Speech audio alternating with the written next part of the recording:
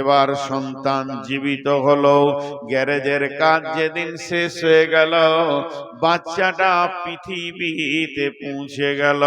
পৃথিবীর যা কার্যকলাপ আছে করতে শুরু করলো। একদিন পৃথিবী শেষ হয়ে যাবে, ঢলে পড়বে কবরের ভিতরে। কবরের নাম হচ্ছে দারুল ইমতিহান। আলামে বারজাখকে বলা হয়েছে সেটা পরীক্ষার হল। সেখানে প্রশ্ন করা হবে, আতাহু মালাকানে ফায়াকুলানে মান রাব্বুকা মা দীনুকা ওয়া মান নাবিয়ুকা। ওই জগৎটা যখন শেষ হয়ে যাবে, সুম্মা নুফিকা ফীহি উখরা ফাইদা হুম কিয়ামুন ইয়ানজুরুন ওয়া ইদাল কুবুর বু'সিরাত আলিমাত নাফসুম মা কদ্দামাত ওয়া আখারাত আফালা ইয়ালামু ইদা বু'সিরা মা ফিল কুবুর ওয়া হুসিলা মা ফিস সুদূর। কবরকে ফাড়া হবে, সমস্ত মানুষকে একসঙ্গে তোলা হবে। এটার নাম হলো কিয়ামত। কিয়ামত শেষ হয়ে যাবে, তারপরে জীবনটার নাম হবে আখিরাত। আখিরাত মানে হচ্ছে ভোগের জায়গা। তুমি যেমন কাজ করেছো সেই রকম জায়গাতে তোমার ঠিকানা হবে, হয় জান্নাত না হয় জাহান্নাম। এর নাম হচ্ছে আখিরাত। আল্লাহ আখিরাতকে কেন্দ্র করে আয়াত নাজিল করেছেন। وأشهد أن محمدا عبده ورسوله الذي أرسله بالحق بصيرا ونذيرا وداعيا إلى الله بإذنه وسراجا منيرا. أما بعد فإن خير الحديث كتاب الله وخير الهدي هدي محمد صلى الله عليه وسلم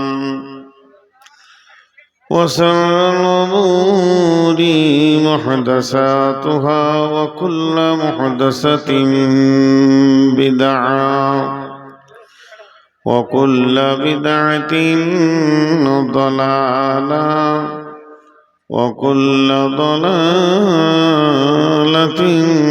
في النار. فقد قال الله تبارك وتعالى في كلامه المجيد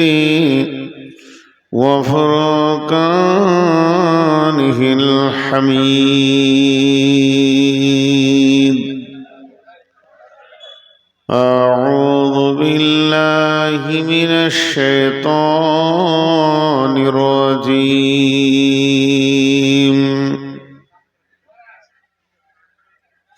ونفخ في الصور فصعق من في السماوات ومن في الأرض ثم نفخ فيه أخرى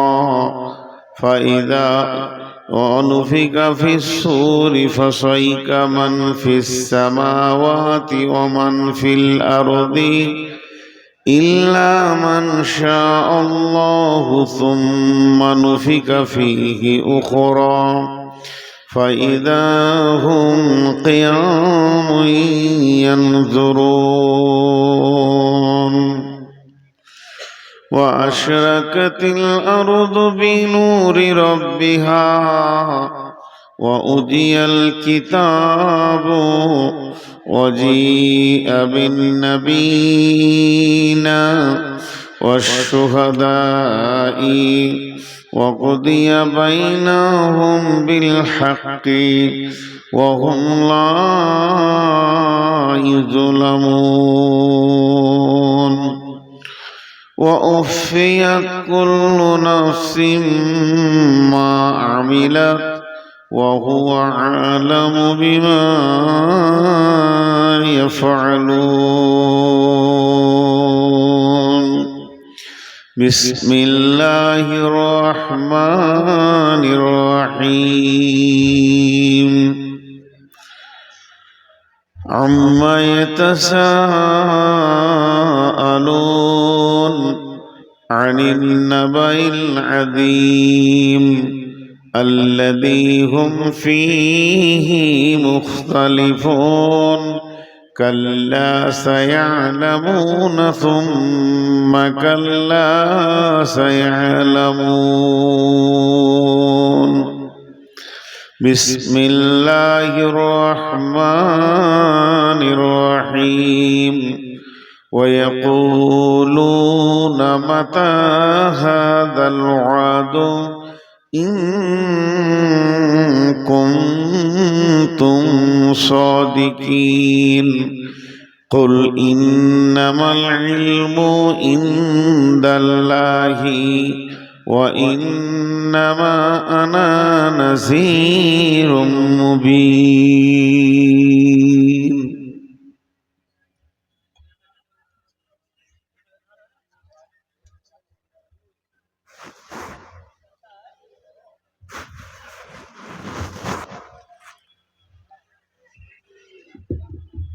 হায় আল্লাহ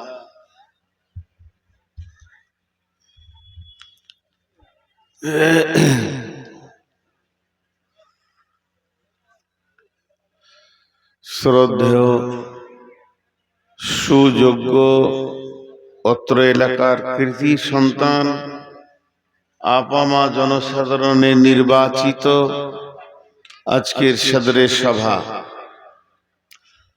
উপস্থিত আকাশের তারকা সাদৃশ্য আলিম ওলামা বৃন্দ, সামনে আমার দিনদার ইমানদার মুমিন ভাই সকল এবং পর্দা থেকে সুন্নেওয়ালি মোমেনা মা ও বোনেরা, প্রশংসা গুণগান স্তব স্তুতি ভালোবাসা তকদির হায়াত মত রুজি সবকিছুর মালিক আল্লাহ, যে মহান মুনিব আজকে বছরের শুরু 2026 সালে পহেলা জানুয়ারি এই নতুন পালিতে প্রত্যন্ত একটা গ্রামে পাকুড় ডিস্ট্রিক্ট এনে আমাদেরকে মাদ্রাসা কেন্দ্রিক আয়োজিত মাহফিলে হাজির করেছেন। আমরা একবার সেই মুনিবের দরবারে শুকরিয়া করি আলহামদুলিল্লাহ। আপনারা বললেন কিনা আমি শুনতে পাইনি, তার একবার বলছি, আমরা সবাই বলি আলহামদুলিল্লাহ। দরুদ ও সালাম বর্ষিত হোক আখিরি নবী নবী মুহাম্মদুর রাসূলুল্লাহ সাল্লাল্লাহু আলাইহি সাল্লামের উপর। আল্লাহুম্মা আমিন, আল্লাহুম্মা সাল্লি আলাইহি, আল্লাহুম্মা বারিক আলাইহি। আমি আমার বক্তব্য শুরু করার আগে ছোট্ট করে আপনাদেরকে দুটি কথা বলছি। যত লোক গ্রামে মেলাতে ঘুরছিল অত লোক এখানে নেই, তাদের কাজ হয়ে গেছে, চলে গেছে। তবে যেগুলো গেছে ওগুলো পাতান, আসল মালটি বসে আছে। এত শীতে যে লোক বসে থাকতে পারে, তো এখান থেকে ভাবতে হবে যে ওর ঈমান আছে, ওর আল্লাহর উপরে মহব্বত আছে। আপনারা যে বসে আছেন সেটা আল্লাহ এবং রসুলের মহব্বতে বসে আছেন, মানুষের মহব্বতে নয়। বিধায় আমাদের এই বসাটা আল্লাহ কবুল করুন, আল্লাহুম্মা আমিন। এখন বলবো যারা দাঁড়িয়ে আছে ওদেরকে দুটো কথা বলবো যে ভাই, আপনারা মজলিসে বসেন, ওইভাবে বসেন না, এটা বসার নিয়ম নয়। মজলিসে এসে বসেন, ওই দেওয়ালের ধারে বা তিরপলের ধারে বসছেন, এটা কেমন লাগছে না আপনাদেরকে? নিজেদেরকে তো একটা খারাপ লাগার বিষয় আছে। এই তোরা চারজনা বসবি, মিষ্টি মিষ্টি করে বলছি, তারা ভাবছে আমাদেরকে বলে না। এই তুই বল, নিচে বস, মাশাআল্লাহ, সবাই বসে যায়। এই মাহফিলে এসো ভাই, সোনামানিক, সোনার দল, এই এদিকে বসো, ওই এদিকে বসে যাও, সবাই বসে যাও। ভাই আপনারা যারা দাঁড়িয়ে আছেন, চোখের সামনে দাঁড়িয়ে থাকলে বায়ানের খরব হয়, মন কেটে যায়, ভেঙে যায়। যে বকে সে বুঝে, তোকে আলাদা বলতে হবে নাকি? কোন ছাগল রে? বসে যান ভাই। এই ভাই শুনেন, আপনাদের টাকাগুলো আমি হিসাব করে দেবো, এক জায়গায় ভরে বেঁধে দেন। যদি ব্যাংক ম্যানেজার করা হয় আপনাদেরকে, তো বোম পড়বে মনে হয়। এত হাজার টাকা হলো যে এত চিল্লাইতে হচ্ছে ভাই। আল্লাহ দেখ, বরকত হোক। মাদ্রাসার জন্য আপনারা মেহনত করছেন, আপনাদের মেহনত আল্লাহ কবুল করুন, মাদ্রাসাকে কবুল করুন, বরকত দেন। কিন্তু সাউন্ড কম করেন, লোকে ভাববে হয়তো কয়েক কোটি টাকা হয়ে গেছে। শেষকালে গুনতি যে দেখছি সালা খরচাই জুটে না, লাখে লাখে ঝাঁকে ঝাঁকে কাটে হাজারো হাজার, শেষকালে গুনে দেখি 3 কুড়ি 4। আবার ভলেন্টিয়ার গল্প করছে, জলসা কেমন হবে? লাঠি হাতে করে 4 জনকে নিয়ে দাঁড়িয়েও গল্প করছে। হ্যাঁ, ওই লাঠিটা আমার পাছায় মারবে না, ওর পাছায় মারবে না, ওকে একবার হুঁশ দিয়ে দাও, কে আছো যাও, ওরে হুঁশ দিয়ে দাও, ওই গ্রুপটাকে বসিয়ে দাও। ওই 4টা লোক বসে আছে তারা। এখন আমি আপনাদের সামনে কথা বলতে শুরু করেছি। আমি আমার মাবুদের কাছে তৌফিক চাইছি, যদি আমার মাবুদ আমাকে তৌফিক দেন তো। আমা তৌফিক ইল্লা বিল্লাহি আলাইহি তাওয়াক্কালতু ওয়া ইলাইহি উনীব। বাংলার প্রথম মাসের নাম হচ্ছে বৈশাখ, কাল বৈশাখ। বৈশাখের বিশেষণ হচ্ছে কাল বৈশাখ, মানে ও যদি ঝড় শুরু করে এলাকাকে বুঝিয়ে দেবে বৈশাখ কাকে বলে। আরবির প্রথম মাসের নাম হচ্ছে মুহররম, হারাম। মুহররমের অনেক ফজিলত আছে, অনেক খবর আছে মুহররমে। মুহররম মাসকে আল্লাহ অনেক পছন্দ করেছেন। এই মাসে আদম আলাইহিস সালামকে বানিয়েছেন, এই মাসে পৃথিবীতে পাঠিয়েছেন, এই মাসে মুহররম মাসে পৃথিবী বানিয়েছেন। মুহররম মাসে পৃথিবী ধ্বংস করবেন। আর ইংরেজির প্রথম মাসের নাম কি? সবাই একবার বলেন, রিটা বলিয়েন না, জানুয়ার। রিটা থাক, একটা খালি খানিকক্ষণ কেটে রাখেন 1 মিনিটের জন্য। এই মাসটার নাম হচ্ছে জানুয়ার। ইংরেজরা সব জানোয়ার, পশু, ওরা নামটা ঠিকই দিয়েছে। জানোয়াররা কি করে? জানুয়ারি করে, জানুয়ারি করে। পশুরা পশুর কাজ করে। তো আজকে দেখলাম অনেক রাস্তাঘাটে জানোয়ার পিকনিক করছে, ডিজে বাজাইছে। জানোয়াররা কি করবে? জানুয়ারি করছে। ওকে হুঁশ আছে, ডিজে বাজছে, খালি মাজাটাকে দুলাইছে, কি লাভ আছে? কদিন থাকবে পৃথিবী বাপ? যার উপরে লাফাইছিস, একবার কি ভেবে দেখেছিস জমিনটা কার? হাদিসে আছে এই পৃথিবী আপনার বিরুদ্ধে আপনার পক্ষে সাক্ষী দেবে। এই করেছে, এইখানে আমার উপরে জেনা করেছে, আমার উপরে মদ খেয়েছে, আমার উপরে বিড়ি খেয়েছে, গাঁজা খেয়েছে, জো খেলেছে, তাস খেলেছে, লুডু খেলেছে, আমার উপরে এরা সুদ খেয়েছে। পৃথিবী আপনার বিরুদ্ধে চলে যাবে। মানুষের একটা অভ্যাস আছে, আমার এই প্রথম দিকে 5 মিনিট ভূমিকাটা খালি শুনবেন, 5 মিনিট ঘর চলে যাবে। এই এমন একটা যুগ চলে এসছে, এই যুগে যা কিনবে, কিনার শেষে বলবে জি গ্যারেন্টিটা দেন, ওয়ারেন্টি দেন, ওয়ারেন্টিটা দেন। আমার পানি আছে তো, পানি কেন বলছে বাবা? আবার গোসল করবে নাকি আমাকে? শীতে মরবো। ওয়ারেন্টি দেন। একটা মোবাইল কিনবে, মোবাইলে ব্যাটারি কিনবে, চিপস কিনবে, মোবাইলের কভার কিনবে, নিজের জন্য একটা কলম কিনবে, জ্যাকেট কিনবে, কিন্তু ওয়ারেন্টি দেন 6 মাস না 1 মাস না 2 বছর। একটা লোক নিয়ত করেছে নতুন পালিতে একটা আমি ফার্স্ট ক্লাস বাড়ি বানাবো। যে বাড়িটা পৃথিবীতে এই ঝাড়খণ্ডে এখনো হয়নি, একটা জায়গা চয়েস করলো গ্রামের ভিতরে, ফার্স্ট ক্লাস। ও বলছে যে আমি ঝাড়খণ্ডের মিস্ত্রি নিব না, মিস্ত্রি আনবো মালয়েশিয়া থেকে। টাকা আছে, মালয়েশিয়া থেকে মিস্ত্রি চলে এলো। ইঞ্জিনিয়ার নিব চাইনা থেকে, তাই চলে এলো। কোটি কোটি টাকা। কোন পাহাড়ের পাথরটা ভালো, ইঞ্জিনিয়ারকে বলছে তুমি পরীক্ষা করে দেখো কোন পাহাড়ের পাথরটা অনেক দিন টিকসই হবে। দেখা গেল নোনা ধরবে না, ছাল উঠবে না, ছালট উঠবে না, দামি পাথর। কোন নদীর বালু নেবো বলো, যে বালুতে নুন নাই, লবণাক্ত নাই, মিষ্টি আছে, আমার ঘরটা মজবুত হবে। কোন ভাটার ইট নেবো বলো, যত হলো সবগুলো দামি দামি, গ্যারেন্টি কত, এটা 1000 বছর টিকবে। ভালো এলিগেন্টের রড নেবো, রড কোম্পানি বলছে তোমাকে আমি 100 বছরের গ্যারেন্টি দিলাম। সিমেন্ট এলটি বলছে আমি তোমাকে 100 বছরের গ্যারেন্টি দিলাম। সবারই কাছে মাল নামালাম, guarantee guarantee, warranty warranty warranty warranty. 70 বছর, 80 বছর, 100 বছর, 70 বছর, 80 বছর, 100 বছর, সব দামি মাল নামিয়েছি। এবার মিস্ত্রি কাল থেকে কাজ শুরু করবে। ইমাম সাহেবকে ডাকতে গিয়েছে, হুজুর একবার বিসমিল্লাহ বলে দোয়া করে দেন।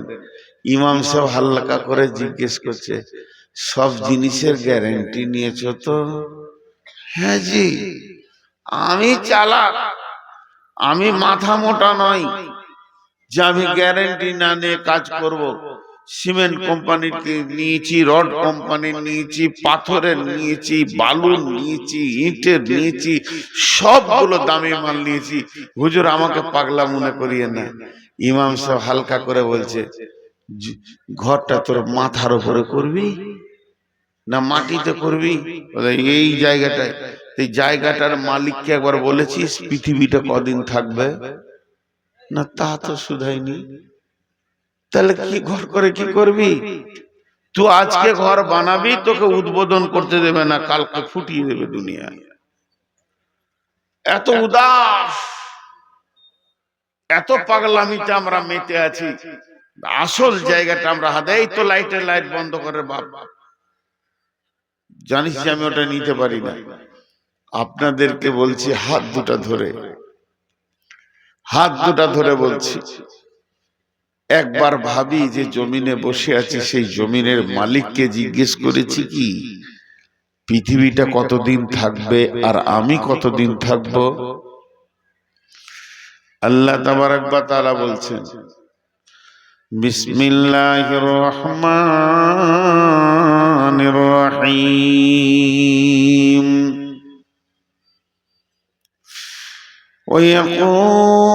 ويقولون متى هذا الوعد إن كنتم صادقين قل إنما العلم عند الله وإنما أنا نذير مبين।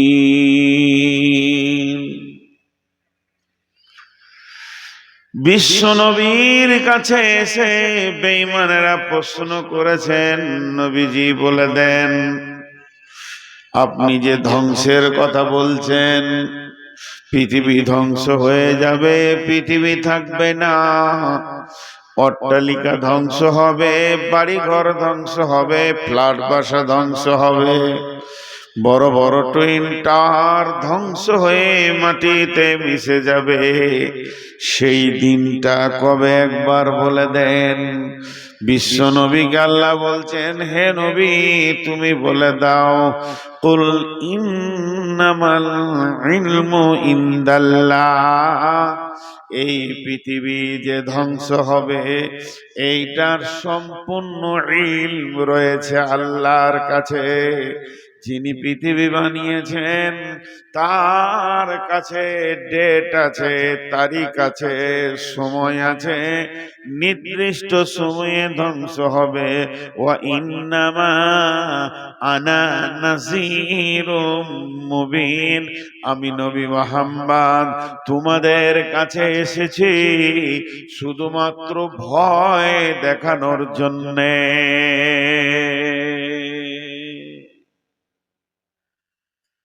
আমি ভয় দেখাতে এসেছি।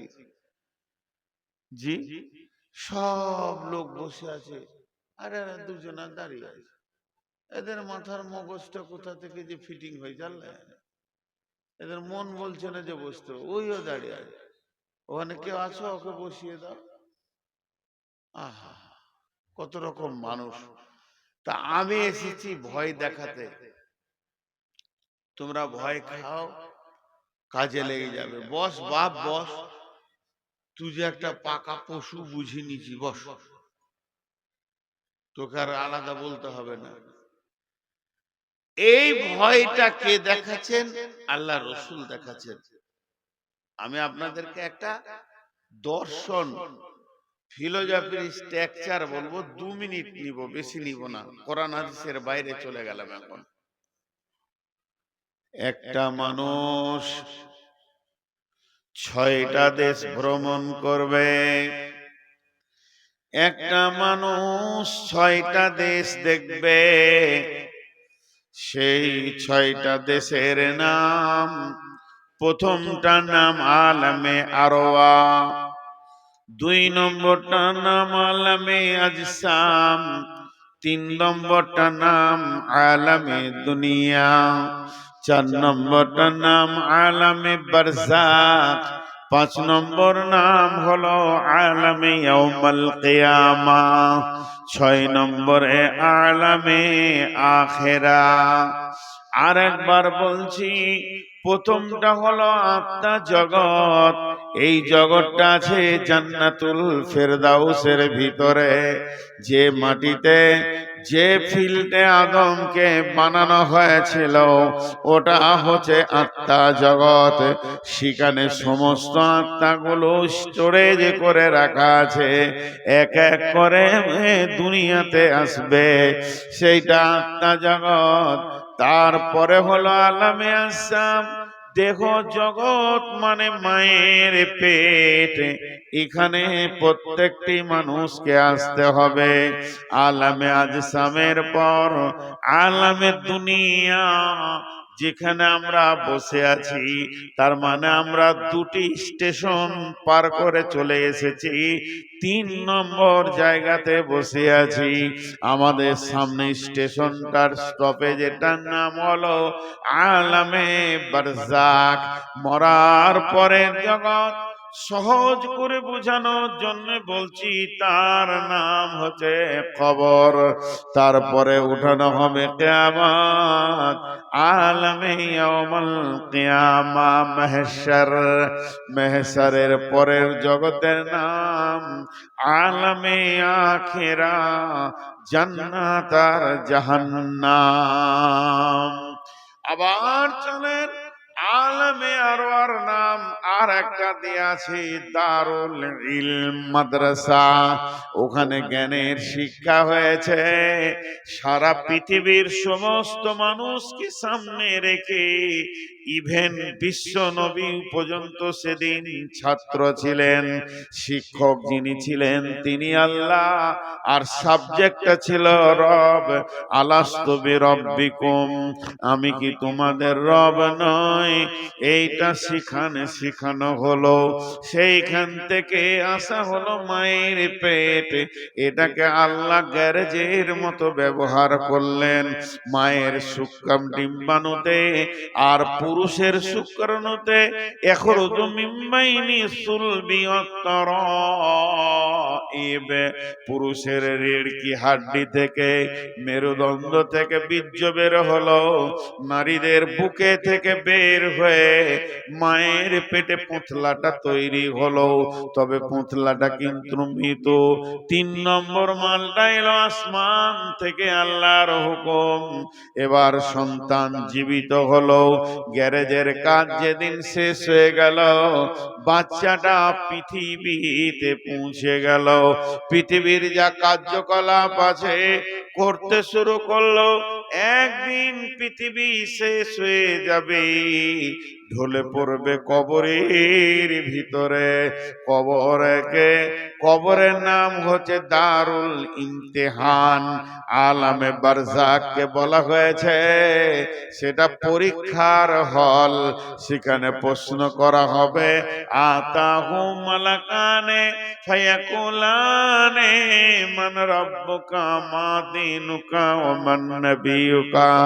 ওই জগৎটা যখন শেষ হয়ে যাবে, সুম্মা নুফিকা ফীহি উখরা ফাইদাহুম কিয়ামুন ইয়ানজুরুন ওয়া ইদাল কুবুর বু'সিরাত আলিমাত নাফসুম মা قدمت وأخرت أفلا يعلم إذا بعثر ما في القبور وحصل ما في الصدور।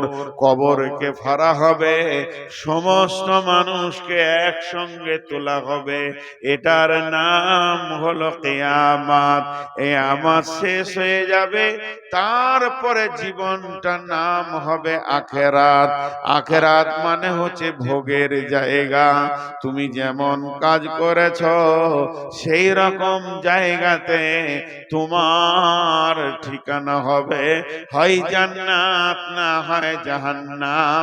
এর নাম হচ্ছে আখিরাত। আল্লাহ আখিরাতকে কেন্দ্র করে আয়াত নাজিল করেছেন, ওয়াবিল আখিরাতি হুম ইউকিনুন। আখিরাতের উপরে তোমরা পরিপূর্ণ বিশ্বাস রাখো।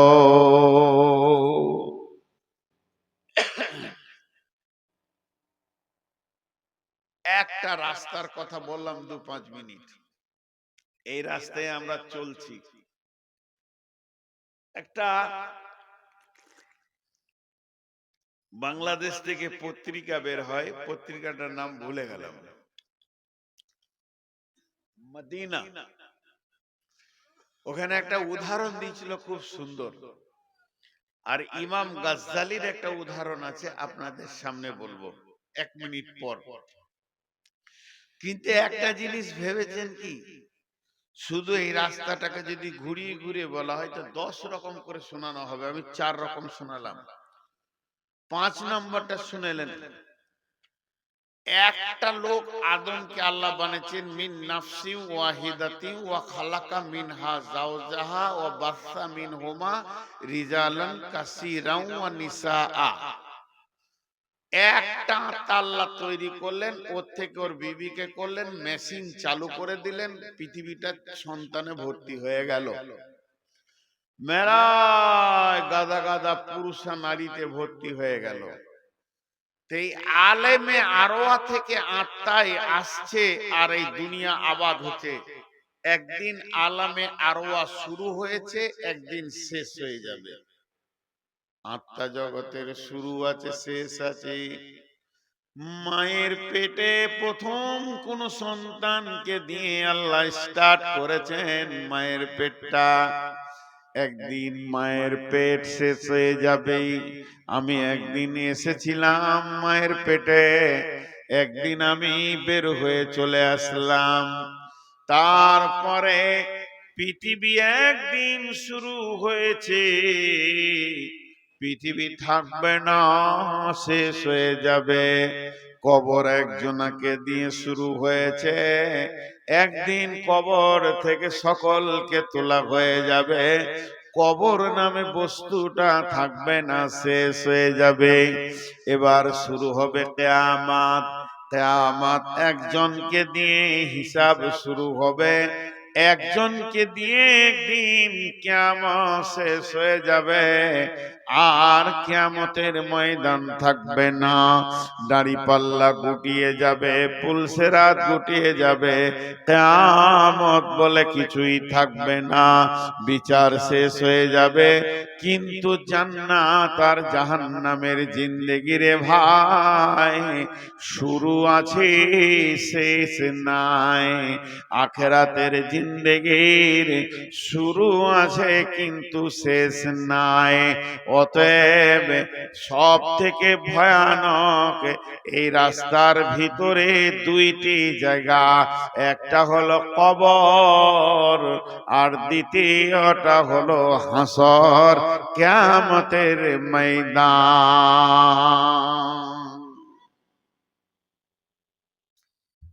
যখন তখন বিশ্বনবীকে প্রশ্ন করা হতো,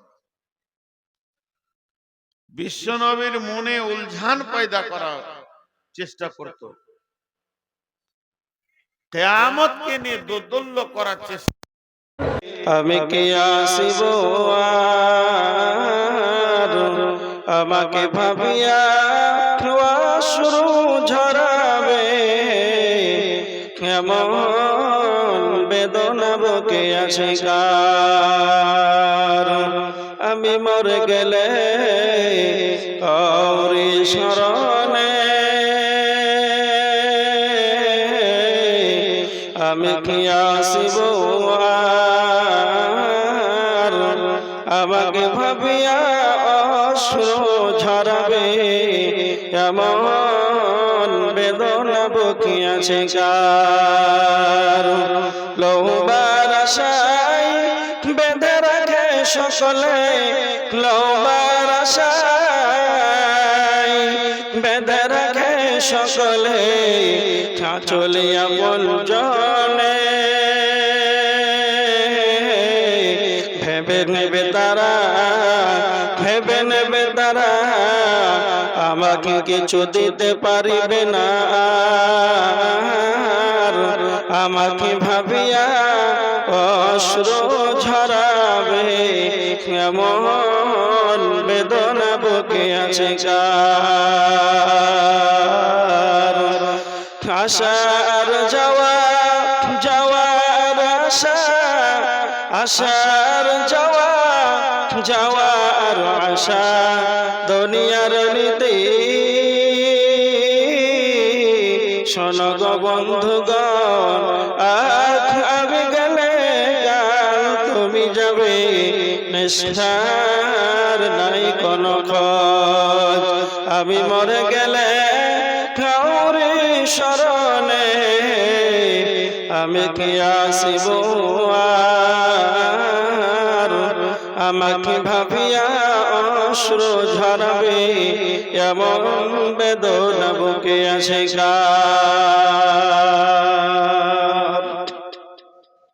উপস্থিত সম্মানীয় শ্রদ্ধেয় সুযোগ আজকে সবার সভাপতি মহোদয়, সামনে উপস্থিত দিনদার ইমানদার পরহেজগার মুসল্লিন ইকরাম, সমস্ত প্রশংসা আল্লাহ সুবহানাহু ওয়া তাআলা।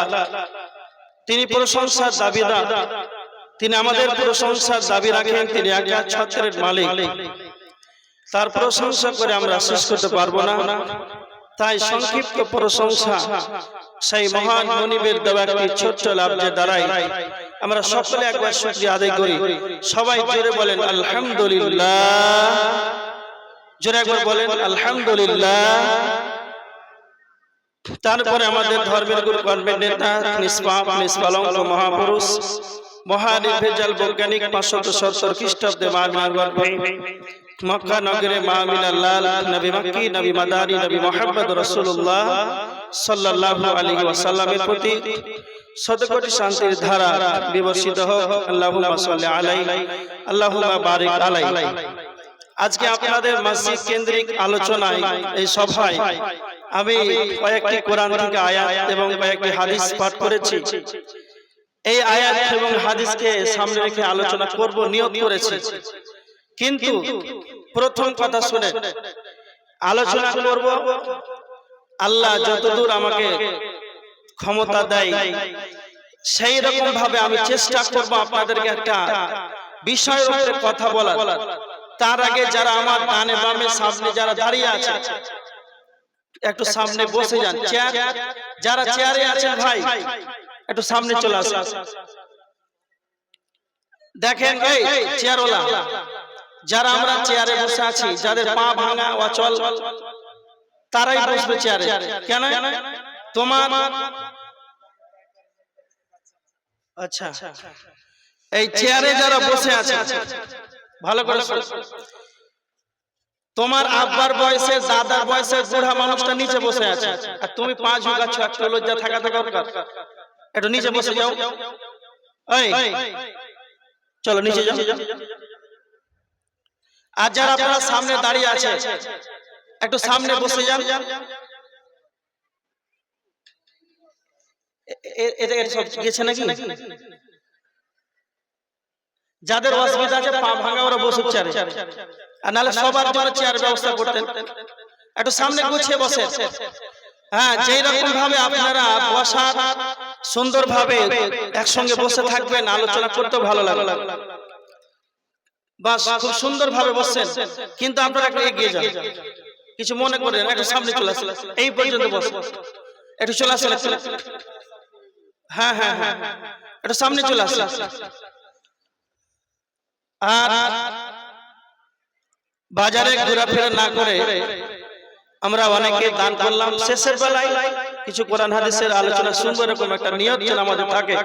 সবাইকে আমার অনুরোধ যেন সবাই স্টেজের সামনে বসে। দেখেন আমার দিকে তাকান। আপনাদের সম্মুখে আজকে আলোচনা করব মুমিন কি করে আপনি চিনতে পারবেন। আমরা ভাবছি মসজিদে মাথা ঠুকলেই, মসজিদে গেলে ইমানদার, এটা আমরা ভাবছি, তাই না? জি না। পোশাক যারা সাদা জুব্বা পরে আছে, কারা?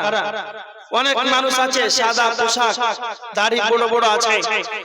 এই রকম ভাবে আমরা পোশাক দেখে ইমানদার দাবি করছি যে এটা পোশাকে মনে হয় ইমানদার। না, পোশাকে মুমিন হওয়া যায়। কেন? বর্তমান সমাজের ভিতরে এমন এক পরিস্থিতি দেখা দিয়েছে, প্রায় মসজিদে দেখা যায় এসে মুয়াজ্জিনকে এসে বলছে, মুয়াজ্জিন সাহেব আমি অনেক দূরের মুসাফির, আমাকে থাকার জন্য ব্যবস্থা করে দেন মসজিদের ভিতরে। ওর জন্য দেশি মুরগা রান্না হচ্ছে, শোয়ার বালিশ বিছানা রেডি হয়ে গেল, মসজিদে থাকতে দিয়েছে। আর থাকার পর রাত্রিতে ব্যাটারি মেশিন চুরি করছে না, করেন আপনারা, নিয়ে পালিয়ে যাচ্ছে। তার মানে ও ব্যক্তি এশারের সালাত জামাতের সঙ্গে ইমামের পিছনে সালাত আদায় করেছে। ভালো করে কথা শুনে।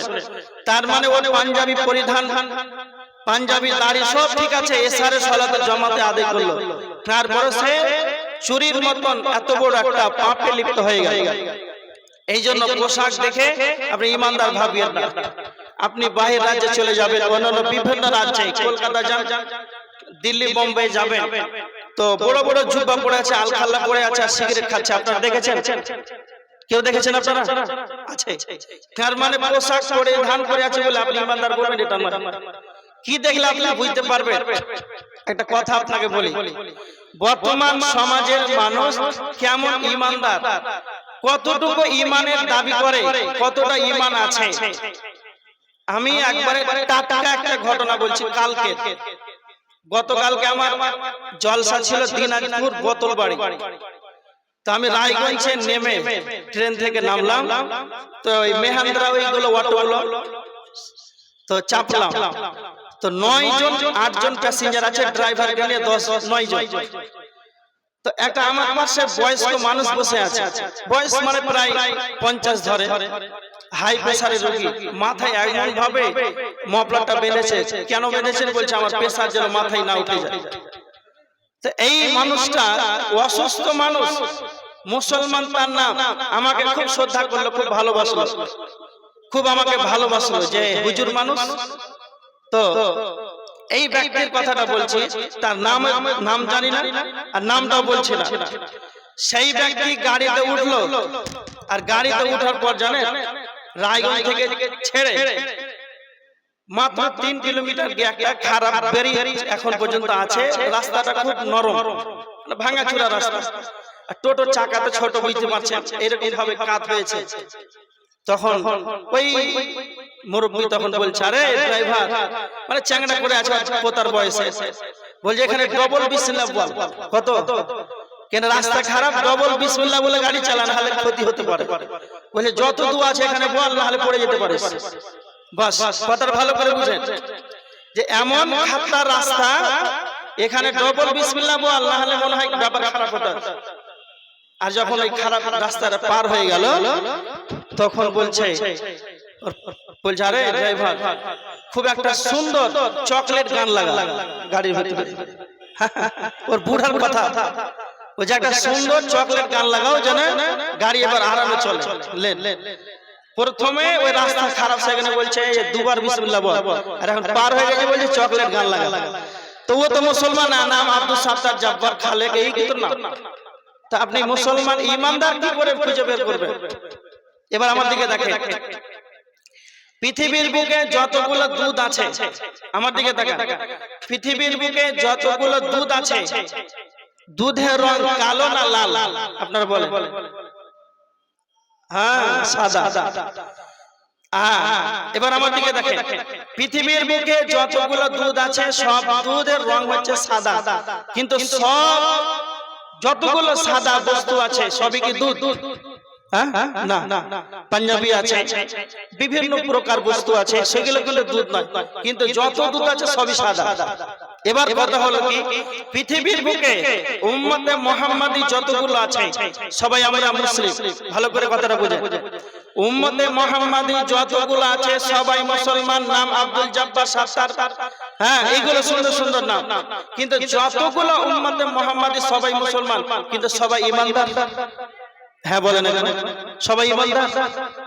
আচ্ছা, সবাই যদি ঈমানদার হতো মুসলমান কটা, তাহলে ফজরের জামাত আপনাদের এই কারবালা মসজিদে প্রয়োজন হয়েছে? ছাদের উপরে যেতে হয় না? সত্য কথা বলেন, ছাদের উপরে যেতে হয় ফজরের সময়, জুমা দিন যেতে হয় না? হয় না? হ্যাঁ, তার মানে ঈমানদার আপনি কি করে বুঝতে পারবেন? আমার দিকে তাকান। এবার দেখেন আল্লাহ রাসূলের একটা হাদিস, হাদিসটা তিরমিজিতে রয়েছে, 2198 নম্বর হাদিস। আল্লাহ রাসূল বলেছেন, ইসবিহু রাজুলুম মুমিনান ওয়া ইয়ামশি কাফিরান। এমন একটা যুগ আসবে, এমন একটা সময় আসবে, সকালে মানুষ ঈমানদার থাকবে আর সন্ধ্যায় বেঈমান হয়ে যাবে, সন্ধ্যার সময় বেঈমান হয়ে যাবে। কেমন? সকালে হবে ঈমানদার, সন্ধ্যায় বেঈমান। এই যুগটা চলে এসেছে না আরো 100 বছর পরে আসবে? কথা বলে চলে এসেছে একবার সন্নিকটে। আল্লাহ রাসূল বলেছেন, এক মানুষ অন্য মানুষের, ধরেন আব্দুল্লাহ আব্দুল সাত্তারের, ওই আব্দুল সাত্তারের ওই গ্রামে গাজীনগরে 1 কোটি টাকা সম্পত্তি আছে, নগদ ক্যাশ টাকা বাড়িতে আছে। এই আব্দুল সাত্তারের টাকাকে আব্দুল্লাহ সকালে হারাম মনে করবে, নিবে না, আর সন্ধ্যার সময় ওর বাড়িতে গিয়ে ডাকাতি করে ডাক টুকার দিনের সময় নিয়ে চলে এলো, বৈকালের সময় ছিনতাই করে নিল। এই গেলে টাকা হারাম ছিল কখন? সকালে, আর সন্ধ্যায় সে হারামকে হালাল মনে করে নিয়ে চলে এলো। রাসূলের হাদিস, স্পষ্ট হাদিস, তিরমিজির হাদিস। এগুলো হচ্ছে না? হয় না? হচ্ছে।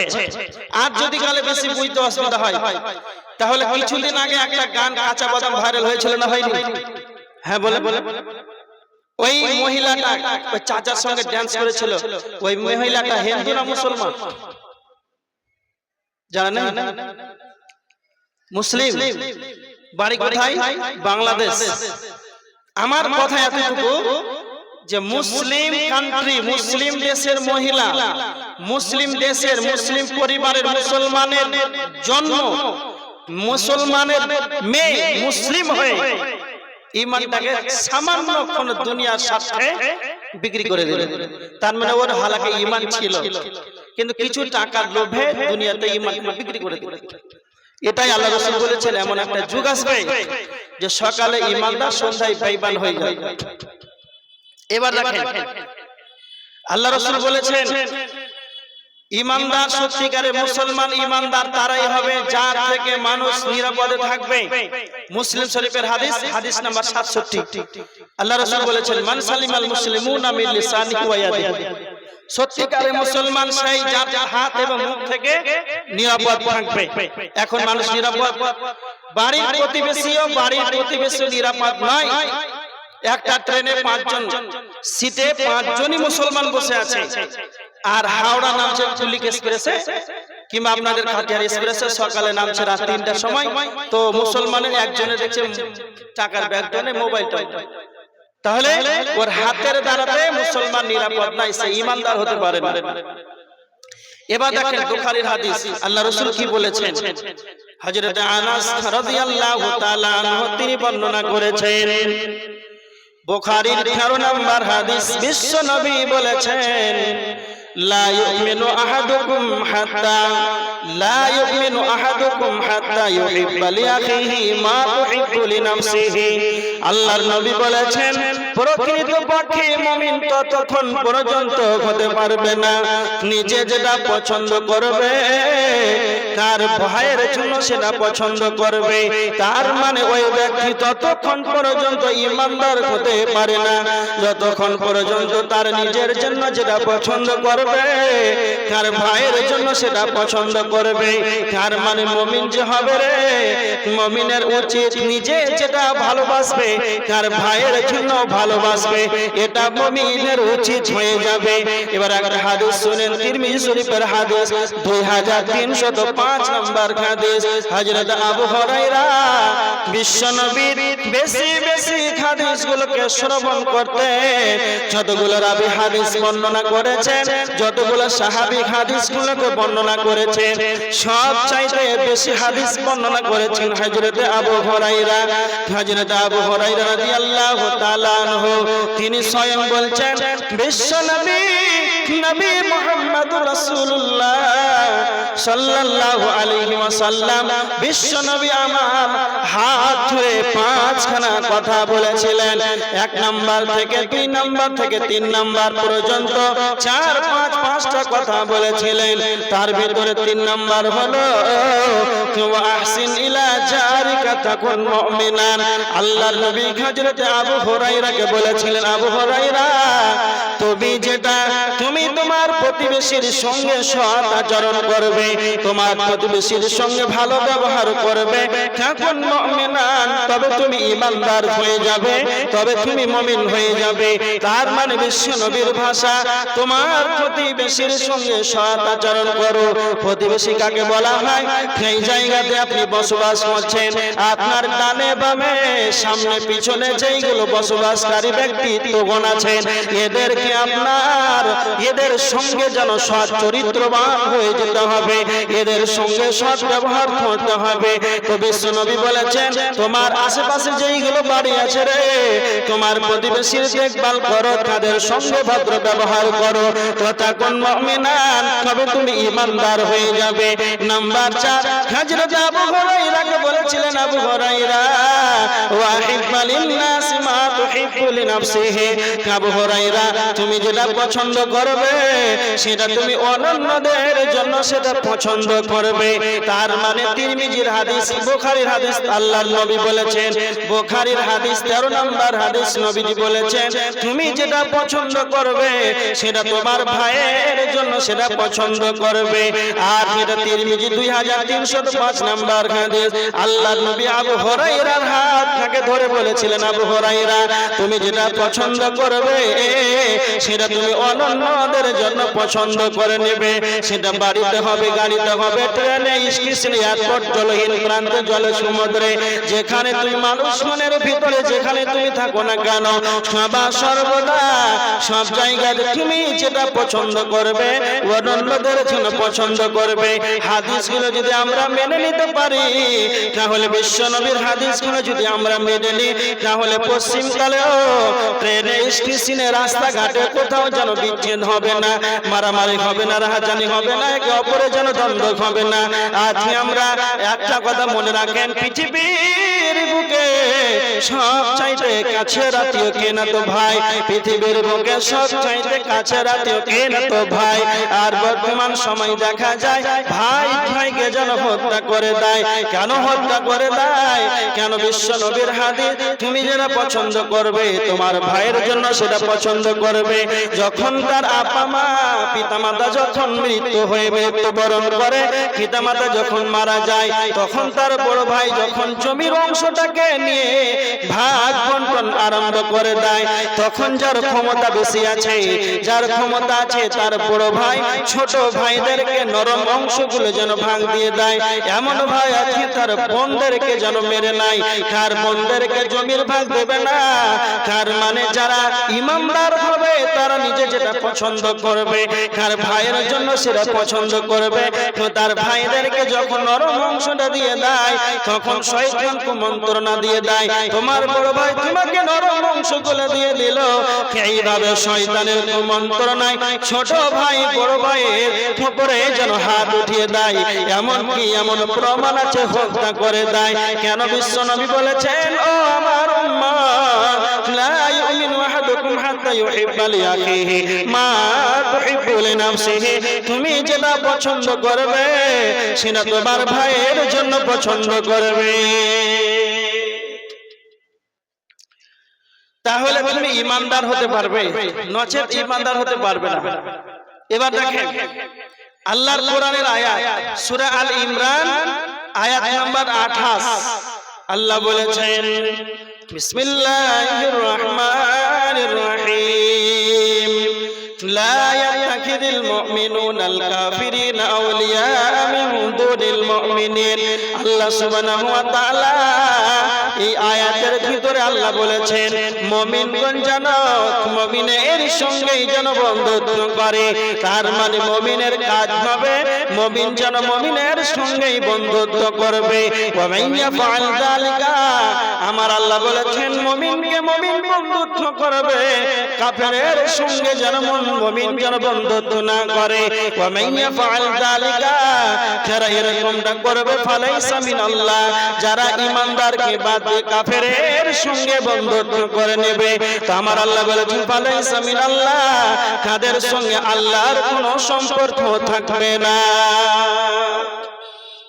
মুমিন এর বৈশিষ্ট্য হবে, মুমিনের উচিত হবে মুমিন যেন মুমিনকেই বন্ধু বানাবে, এটা মুমিনের উচিত। কেন? আমার কাছে ভালো করে শুনে, যখন আপনি ঈমানদারকে মুমিনকে আপনি বন্ধু বানাবেন, তখন আপনার ইবাদতের সুবিধা হবে। বাজারে যান, জলসাতে আসেন, যে কোনো পর্যায়ে বন্ধু যদি ভালো হয়, ঈমানদার হয়, তবে আপনার ইবাদতের সুবিধা হবে। এইজন্য আল্লাহ বলেছেন যে তুমি যখন বন্ধুত্ব করবে কাফেরের সঙ্গে না, বন্ধুত্ব হবে মুমিনের সঙ্গে। তার মানে এবার একটা আয়াত দেখেন, মুমিনের বৈশিষ্ট্য কি হতে পারে। কোরআনের আয়াত সূরা তাহরিমের 6 নম্বর আয়াত, আল্লাহ বলেছেন কি, ইয়া আইয়ুহাল্লাযীনা আমানু কু আনফুসাকুম ওয়া আহলিকুম নারা। ভালো করে শুনেন, আল্লাহ মুমিনের বৈশিষ্ট্য বর্ণনা করেছেন, হে মুমিন সকল, তোমরা নিজে জাহান্নাম থেকে বাঁচো এবং তোমার আহাল পরিবারকে জাহান্নাম থেকে বাঁচাও। ভালো করে শুনেন, মুমিনের বৈশিষ্ট্য হবে নিজে জাহান্নাম থেকে বাঁচবে, আহাল পরিবারকে জাহান্নাম থেকে বাঁচাবে। এবার যে কটা মানুষ ফজরের সালাত আদায় করেন, নিজেকে 5 ওয়াক্তের নামাজি বলে দাবি করেন, নিজে তাহাজ্জুদের সালাত আদায় করেন, কেন? নিজেকে জাহান্নাম থেকে বাঁচার জন্য। এমন মানুষ আছে এত কনকনে শীতের রাত্রিতে ঠান্ডা পানিতে উজু করে 8 রাকাত তাহাজ্জুদের সালাত আদায় করে। কেন তাহাজ্জুদের সালাত আদায় করে? না তো জাহান্নাম থেকে বাঁচার জন্য। যখন তাহাজ্জুদের সালাত শেষ হয়ে গেল, ফজরের আজান যখন হয়ে গেল, তখন ফজরের আজানের পর 2 রাকাত ফজরের সুন্নাত আদায় করলো।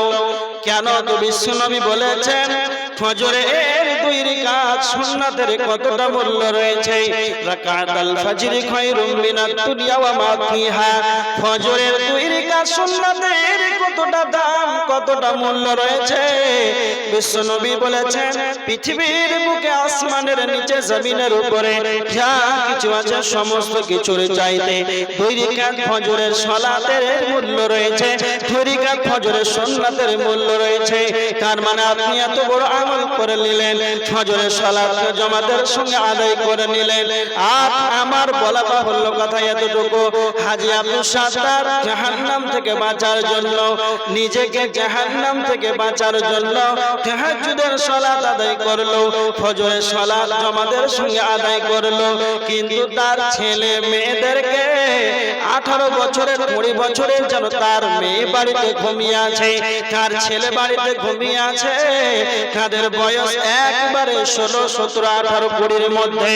তার হাজী আব্দুল সাত্তার কি একবার বলল না, আব্দুল্লাহ, আব্দুল সাত্তার, আব্দুর রহমান, জরিনা, ফাতেমা, সুলতানা, ওঠো বেটি সালাত আদায় করে নাও।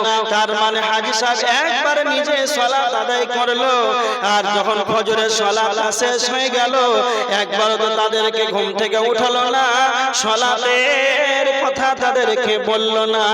আর সালাতের শেষে বাড়িতে খবরটা নেবে, আমার বিবিটা সালাতে দাঁড়িয়েছে কি উঠেছে কি ওঠে নাই, আমার ছেলে মেয়েরা সালাতে উঠেছে কি ওঠে নাই, ছেলে মেয়েদেরকে খবর নিতে হবে। ওই হাজী সাহেব চায়ের দোকানে সুর করে চায়ের দোকান চলে গেল, ফজরের সালাত আদায় করে কারবালা ওই বাজারের চায়ের দোকানে 8টা পর্যন্ত এক কাপ চা খেয়ে যেন গল্প করে। তার ছেলে মেয়ে 18 বছর 20 বছরে, তার স্ত্রী জরিনা খাতুন যেন ঘুমিয়ে আছে, তার নিজের স্ত্রী পর্যন্ত সালাত আদায় করল না। তো হাজী আব্দুল সাত্তারের কোনো যেন মাথায় ব্যথা নাই। সেটাই আমার আল্লাহ বলছেন, মুমিন যারা হবে রে, তারা নিজে জাহান্নাম থেকে বাঁচবে, আহালকে বাঁচাবে। আর যারা মুমিন হতে পারে না, নিজে জাহান্নাম থেকে বাঁচবে এবং তার আহাল পরিবারকে জাহান্নামের দিকে ঠেলে দেবে। সে রাত্রে এত কষ্ট করে ইবাদত করলো সে নিজে জাহান্নাম থেকে বাঁচার জন্য, কিন্তু তার আহাল পরিবারকে যেন একবারে মুখে উচ্চারণ করে বলল না। তার মানে মুমিনের বৈশিষ্ট্য এটা হতে পারে না, নিজে জাহান্নাম থেকে বাঁচবে, তার আহাল পরিবারকে জাহান্নাম থেকে বাঁচাবে। কারণ বিশ্বনবী বলেছেন বুখারীর হাদিস, আলা কুল্লুকুম রাইন ওয়া কুল্লুকুম মাসউলুন আন রাইয়াতিহি। বিশ্বনবী বলেছেন নিজ নিজ দায়িত্বশীল, আপন আপন দায়িত্ব সম্পর্কে কাল কিয়ামতের ময়দানে যেন জিজ্ঞাসিত করা হবে। তারপরে নবীজি বলেছেন আর রাজুলু রাইন ফি আহলিহি ওয়া হুয়া মাসউলুন আন রাইয়াতিহি। তার পরিবারের অভিভাবক হলো, আপনার 3টা ছেলে আছে, 3টা মেয়ে আছে, আপনার একজন স্ত্রী আছে, আপনার পরিবারে আপনার অধীনস্থে 7 জন যেন ব্যক্তি রয়েছে। এই আপনার অধীনস্থদের সম্পর্কে কাল কিয়ামতের ময়দানে যেন জিজ্ঞাসিত করা হবে। তার মানে আপনি আপনার পরিবারের অভিভাবক, আপনার ছেলে মেয়ে যদি সালাত আদায় না করে, নিজের স্ত্রী যদি সালাত আদায় না করে, তাহলে কাল কিয়ামতের ময়দানে আপনাকে জবাব দিতে হবে। এই জন্য বিশ্বনবী বলেছে, তোমরা নিজ নিজ তোমরা প্রত্যেকেই দায়িত্বশীল, আর কাল কিয়ামতের ময়দানে আপন আপন দায়িত্ব সম্পর্কে জিজ্ঞাসা করা হবে। তুমি তাহাজ্জুদের সালাত আদায় করলে, ফজরের সালাতটাকে জামাতের সঙ্গে আদায় করলে, আর তোমার গোটা পরিবারটাই যেন ঘুমিয়ে আছে, সকাল 8টার সময় যেন ঘুম থেকে ওঠে, এটা মুমিনের বৈশিষ্ট্য হতে পারে না।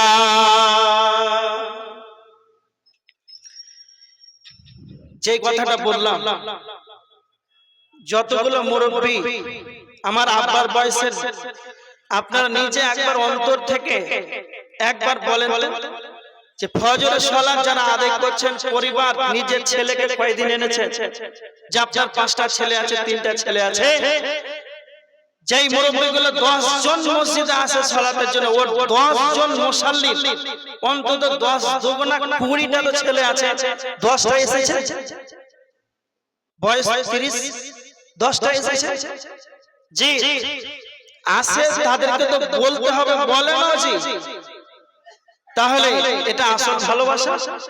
নিজে জাহান্নাম থেকে বাঁচবেন, আহাল পরিবারকে জাহান্নামে ঠেলে দিবেন, এটা আসল ভালোবাসা? জি না, এটা ধোঁকা। এবার দেখেন, বিশ্বনবীর কাছে একজন ব্যক্তি, আনসারীদের এক ব্যক্তি নবীজির কাছে এসে আল্লাহ রাসূলকে প্রশ্ন করছে। ভালো করে শুনে পয়েন্টগুলো মনে রাখেন। মুমিন যে হবে, মুমিনের সঙ্গে বন্ধু বানাবে। মুমিন যে হবে, সে নিজের জাহান্নাম থেকে বাঁচবে, তার আহাল পরিবারকে জাহান্নাম থেকে বাঁচাবে। এবার মুমিন যে হবে, সেই ব্যক্তি মরণকে বেশি বেশি স্মরণ করবে। হাদিস ইবনে মাজাহ শরীফের হাদিস 4259 নম্বর হাদিস। আনসারীদের এক ব্যক্তি আল্লাহর নবীকে প্রশ্ন করছেন, আল্লাহর নবী আপনি বলেন সবচাইতে বুদ্ধিমান ব্যক্তিকে? আল্লাহ রাসূল তখন উত্তরে বললেন, আকসারুহুম লিল মাউতি যিকরা, যেই ব্যক্তি বেশি বেশি করে মরণকে স্মরণ করবে সেই ব্যক্তি হলো সবচাইতে বুদ্ধিমান মুমিন। তার মানে দুনিয়ার বুকে চালাক ব্যক্তিকে না তো সদা সর্বদা মাঠে ঘাটে হাটে বাজারে এয়ারপোর্ট স্টেশনে চলহীন প্রান্তে যে কোনো জায়গায় থাকবে না তো বেশি বেশি মরণকে স্মরণ করবে। বিশ্বনবী 2 নম্বরে বললেন, দ্বিতীয় নাম্বার যে ব্যক্তি মরার জীবনের পর মৃত্যুর পর পরবর্তী জীবনের জন্য আখিরাতের জন্য অগ্রিম আমলগুলোকে রেডি করে নেবে। বিশ্বনবী বললেন 2 নাম্বার সবচাইতে বুদ্ধিমান ব্যক্তি সেই যে ব্যক্তি দুনিয়ার বুকে বেঁচে থাকাকালীন আখিরাতের জন্য মৃত্যুর পর পরবর্তী জীবনের জন্য সে আমলগুলোকে রেডি করে নেবে। কেননা আমার আল্লাহ বলেছেন সূরা হাশরের 18 নম্বর আয়াত, ওয়াল তানজুর নাফসুম মা কদ্দামাত লিগাদ, প্রত্যেকের চিজ যেন আখিরাতের জন্য পরকালের জন্য অগ্রিম আমলগুলোকে রেডি করে নেয়। কোরআনের আয়াত সূরা আল কসাসের 77 নম্বর আয়াত, আল্লাহ বলেছেন তাগিফিমা আতাকাল্লাহু দারাল আখিরা, আল্লাহ বলেছেন আমি তোমাদেরকে যা দান করেছি তা থেকে তোমরা আখিরাতের জন্য ঘর অনুসন্ধান করে নাও। কারণ মানে যারা চালাক হবে এরা মওতকে যেন বেশি বেশি করে স্মরণ করবে, আর যারা চালাক ঈমানদার হবে তারা যেন বেশি করে আখিরাতের জন্য অগ্রিম আমলগুলোকে রেডি করে নেবে। এবার আমার দিকে দেখেন, বিশ্বনবী কেন বললেন যেই ব্যক্তি বেশি করে মরণকে স্মরণ করবে সেই ব্যক্তি সবচাইতে বুদ্ধিমান মুমিন হয়ে যাবে। তিরমিজি শরীফ হাদিস 2307 নম্বর হাদিস। হাদিসের রাবি হযরত আবু হুরায়রা রাদিয়াল্লাহু তাআলা আনহু তিনি হাদিসটি বর্ণনা করেছেন। বিশ্বনবী নবী মুহাম্মদুর রাসূলুল্লাহ সাল্লাল্লাহু আলাইহি ওয়াসাল্লাম বলেছেন, আকসিরু যিকরা, তোমরা বেশি বেশি করে স্মরণ করো, ইয়ানিল মাউত, মওতটাকে বেশি বেশি করে স্মরণ করো। আল্লাহর নবীর হাদিস, স্বয়ং বিশ্ব নবী বলেছেন, উম্মত তোমরা বেশি বেশি করে মরণকে স্মরণ করো। আল্লাহর নবী কেন মওতকে বেশি বেশি করে স্মরণ করার কথা বলেছেন? আল্লাহর নবী হাদিসের শেষ অংশে বলেছেন, হাদি বিল্লাহ, মরণ এমন একটা সাবজেক্ট, মরণ এমন একটা বস্তু, পৃথিবীর যতগুলো চাকচিক্য ঐশ্বর্য বাণী, দুনিয়ার যতগুলো মজা, দুনিয়ার যতগুলো স্বাদ, সমস্ত কিছু মজা দুনিয়ার স্বাদটাকে ধ্বংস করে দেয়, সেটাই হলো মওত। যখন আমি আপনি মরণকে বেশি বেশি করে স্মরণ করব তখন দুনিয়ার যত মজা, দুনিয়ার যত স্বাদ সেটা আমার আপনার কাছে থেকে যেন সেটা হারিয়ে যাবে। এবার দেখেন, দুনিয়ার মজা এমন একটা বস্তু যেটা আপনার কাছ থেকে যখন মুছে যাবে, মরণের স্বাদটা যখন আপনার কাছ থেকে দুনিয়ার মজা যখন হারিয়ে যাবে, তখন আপনার যেন ইবাদতে যখন আপনি যেন মনোযোগী হতে পারবেন। হারিস বিন মালিক, বিশ্বনবী বলেছেন, হারিস বিন মালিক তুমি বলো তোমার সকাল বেলাটা কিভাবে কেটেছে? হারিস বিন মালিক তুমি বলো। তখন বিশ্বনবীকে বলেছিলেন, আল্লাহর নবী আমার সকালবেলা যেন প্রকৃত ইমানদার হিসাবে, প্রকৃত মুমিন হিসাবে কেটেছে। বিশ্বনবী তখন বললেন, হারিস বিন মালিক তুমি বলো তুমি যে নিজেকে তুমি নিজেকে পাকা ইমানদার বলে দাবি করেছো, আমার সকালবেলা যেন ইমানদার মুমিন হিসাবে কেটেছে। আল্লাহর নবী তখন বললেন, প্রত্যেকটা কথার জন্য হাকিকত থাকে, সত্যতা লুকিয়ে থাকে। হারিস বিন মালিক তুমি বলো তুমি যে নিজেকে ইমানদার বলে দাবি করছো, এর 3 তুমি প্রমাণ করেছো বলো। তখন হারিস বিন মালিক বললেন, 3টা কথা বলেছিলেন আল্লাহর নবী। প্রথম নাম্বার, আমার পৃথিবীর দুনিয়ার মজা, দুনিয়ার স্বাদ যেন আমাকে ভালো লাগছে না। আমি দিনের সময় আমি যেন শুভে সাদেক থেকে নিয়ে সূর্যাস্ত পর্যন্ত যেন অনাহারে থাকে, সিয়াম পালন করি। আমি যেন দিনের সময় যেন পিপাসার্থ অবস্থায় কাটিয়ে দেই। 3 নম্বর বলেছিলেন বিশ্বনবীকে, আমি রাত্রি বেলায় যেন বেশি বেশি করে ইবাদত করে। এই জন্য আমি নিজেকে ইমানদার বলে দাবি করেছি। তার মানে ইমানদার সে হবে দুনিয়া তাকে ভালো লাগবে না, দুনিয়ার মজা দুনিয়ার স্বাদ যেন তাকে হারিয়ে যাবে। আর মসজিদে সদা সর্বদা যেন সে থাকবে আল্লাহর ইবাদতে যেন নিয়োজিত থাকবে। আল্লাহর নবী একদিন তা সাহাবীদেরকে বলছেন, সাহাবীরা তোমরা শুনে রেখে দাও, হাদিসটা তিরমিজি শরীফের হাদিস 2527 নম্বর হাদিস। বিশ্বনবী সাহাবীদেরকে বলছেন, তোমার সাহাবীরা তোমরা শুনে রেখে দাও, এমন একটা জান্নাত আছে, এমন একটা দামি জান্নাত রয়েছে যার ভিতর থেকে যেন বাহির দেখা যায়, আর যার বাহির থেকে যেন ভিতর দেখা যায়। নবীজি বলছেন এমন একটা দামি জান্নাত রয়েছে যার বাহির থেকে ভিতর দেখা যায়, যার ভিতর থেকে যেন বাহির দেখা যায়। আল্লাহর নবীকে সাহাবীরা বলছেন, ইয়া রাসূলুল্লাহ, এত সুন্দর দামি জান্নাতে কারা যাবে? কি আমল করলে এত সুন্দর দামি জান্নাতের ভিতরে যাওয়া যাবে? আল্লাহর নবী 3 আমলের কথা বললেন। লিমান আতাবাল কালাম ওয়া আদামাস সিয়াম ওয়া সাল্লা বিল লাইলি ওয়ান নাস নিয়াম। 1 নম্বর নবীজি বললেন লিমান আতাবাল কালাম, যার মুখের ভাষা ভালো হবে সেই ব্যক্তি এত সুন্দর দামি জান্নাতের ভিতরে চলে যাবে। 2 নম্বর নবীজি বললেন ওয়া আদামাস সিয়াম, যারা বেশি বেশি করে সিয়াম পালন করবে। রমজান মাসের ফরজ সিয়াম, এটা আমাদের উপরে ফরজ। এই ফরজ সিয়ামটা দিত যতগুলো নফল সিয়াম আছে, মুহররমুল হারামের মাসে নফল সিয়াম রয়েছে, শাবান মাসের সিয়াম রয়েছে, জিলহজ মাসের 1 থেকে 9 তারিখ পর্যন্ত সিয়াম আছে। এক কথায় যারা নফল সিয়ামগুলোকে এমনিতেই যেন বিশ্বনবী মাসে 3 দিন যেন সিয়াম পালন করতেন।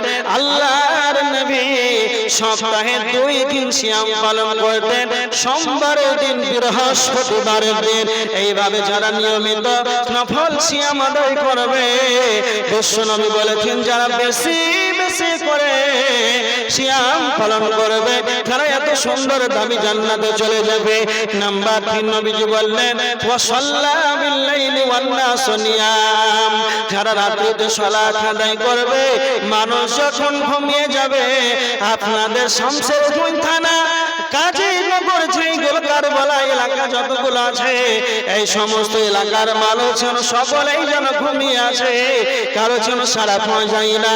কেমন অবস্থায় যেন আপনি বিছানা থেকে একাকে উঠে গেলেন, এমন সময় বিছানা থেকে উঠে গেলেন, নিজের স্ত্রী পর্যন্ত জানে না, নিজের হাল পরিবার জানে না, পিতা মাতা পর্যন্ত জানে না। এই সময় রাত্রে উঠে তাহাজ্জুদের সালাতে দাঁড়িয়ে গেলেন, বেশি বেশি ইবাদত করতে লাগলেন। তার মানে যারা রাত জেগে জেগে জেগে বেশি করে ইবাদত করবে, মানুষ যখন ঘুমিয়ে যাবে, বিশ্বনবী বলেছেন সেই ব্যক্তি যেন এত সুন্দর দামি জান্নাতের ভিতরে চলে যাবে। তার মানে যারা ঈমানদার হবে, এরা তাহাজ্জুদের সালাত আদায় করবে, এরা রাত্রিতে ইবাদতের মধ্যে যেন লিপিবদ্ধ হয়ে যাবে। কেননা আমার আল্লাহ স্বয়ং বলেছেন কোরআনের আয়াত সূরা জারিয়াতের 17-18 নম্বর আয়াত, কানু কালিলাম মিনাল লাইলি মা ইয়াহজাউন, যারা মুমিন যারা হবে, এরা রাত্রিতে না খেয়ে তেল দিয়ে যেন সারা রাত যেন ঘুমাতে পারে না। কানু কালিলাম মিনাল লাইলি মা ইয়াহজাউন, মুমিন তারাই হবে রে যারা রাতে কম কম কম ঘুমাবে। ওয়া বিল আসহারি হুম ইস্তাগফিরুন, আর শেষ রাত্রিতে যেন আল্লাহর কাছে ইস্তিগফার করবে। যখন ফজরের আগে, যখন একবারে ফজরের 1 ঘন্টা আগে, আধা ঘন্টা আগে তার জীবনের যতগুলো তার ভুল ত্রুটি আছে কাউকে জানাবে না, তো আল্লাহকে স্বয়ং বলবে, রব্বানা যালামনা আনফুসানা ওয়া ইল্লাম তাগফির লানা, হে আমার রব, নিজের আত্মার প্রতি করেছি, জুলুম করেছি, তুমি ক্ষমা করো। যদি গেলে তুমি ক্ষমা না করো, লানাকুনান্না মিনাল খাসিরিন, আমি ক্ষতিগ্রস্তের অন্তর্ভুক্ত হয়ে যাব।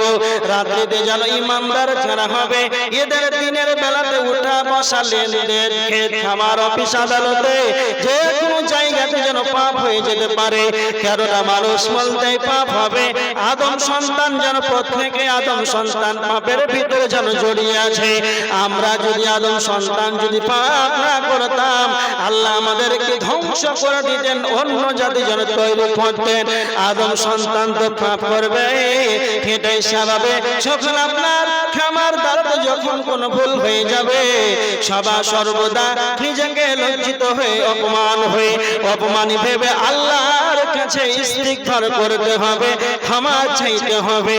তার মানে আল্লাহর নবী বলেছেন, ওয়া খায়রুল খাত্তাইন আত-তাওয়াবুন, উত্তম পাপী সেই ব্যক্তি তওবা করবে, পাপ করার পর আল্লাহর কাছে ক্ষমা ভিক্ষা চাইবে, এই ব্যক্তি হলো সবচাইতে উত্তম পাপী।